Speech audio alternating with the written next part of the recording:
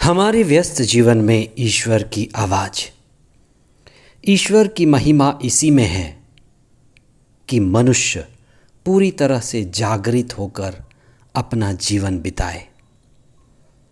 God's glory is in human becoming fully alive. मनुष्य कब पूरी तरह से जीवन जी सकता है?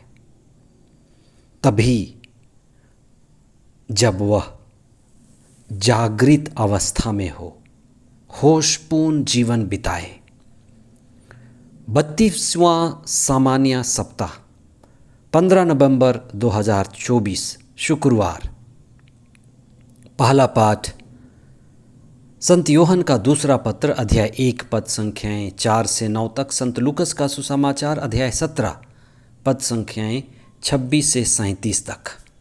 हमें ये जो जीवन मिला हुआ है, जिसे हमें जागकर होशपूर्ण और चेतनापूर्ण ढंग से जीना है।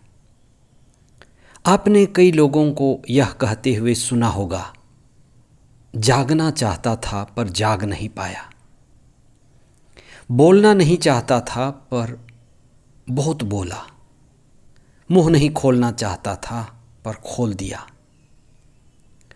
हाथ नहीं उठाना चाहता था पर उठा दिया, आवाज़ ऊंची नहीं करना चाहता था पर ऊंची आवाज़ कर दी, पीना नहीं चाहता था पर पी गया। ये सब किसके लक्षण हैं? ये हमारे बेहोशीपूर्ण जीवन के लक्षण हैं। हमारा ही हाथ हमारे अधीन नहीं है, हमारी जीभ हमारे अधीन नहीं है, हमारी जिह्वा, हमारा मन, हमारे अंग हमारे अधीन नहीं है। इसलिए बहुत सारे लोग बेहोशी की अवस्था में जीवन जीते हैं। इस जीवन को जहाँ पर होश नहीं है, क्या हम इसे जीवन कहें? हमें इस पर चिंतन करना है।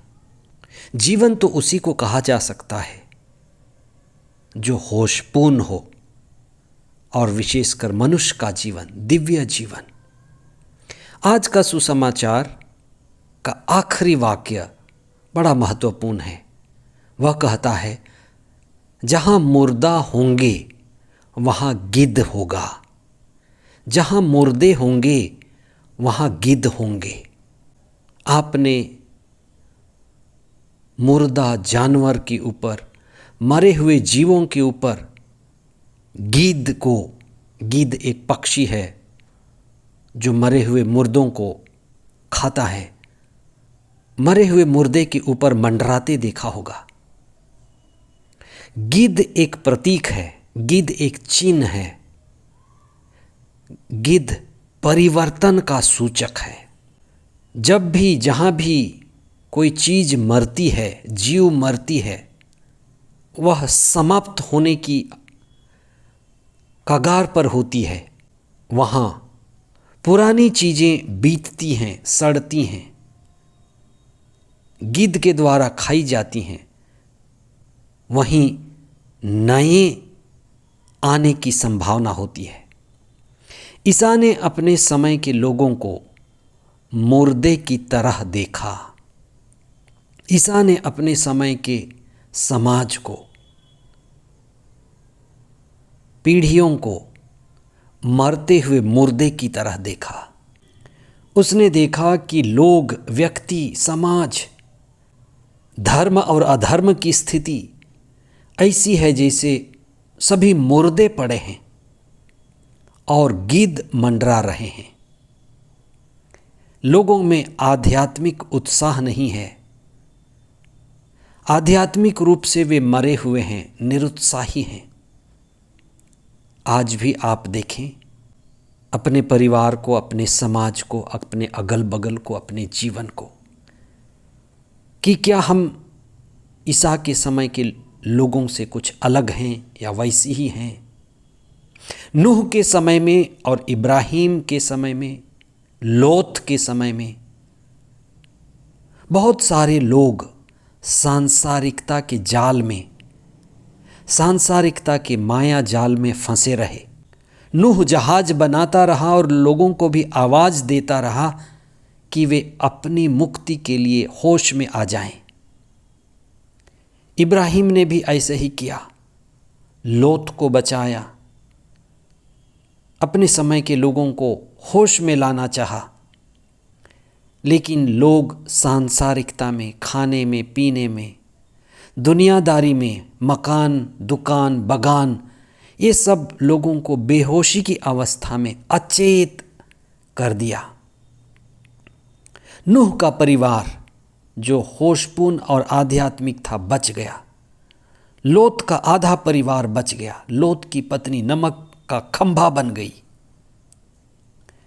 आज आप देखें, कुछ समय प्रार्थना में बिताएं, प्रभु के दिव्य वचनों को पढ़ें, मनन चिंतन करें। क्या हम होशपूर्ण जीवन जी रहे हैं? कि क्या आपके लोग, आपका परिवार होशपूर्ण जीवन जी रहा है? हम होशपूर्ण जीवन जिएं, प्रार्थना में जीवन जिएं, आध्यात्मिक जीवन जिएं। हमें आत्मा मिला हुआ है, हम वास्तव में आत्मा हैं। उसी आत्मा में जीवन बिताएं। होशपूर्ण जीवन ही सार्थक जीवन है, मूल्यवान जीवन है। होशपूर्ण रहकर ही हम अपने जीवन को बेहतर बनाते हैं।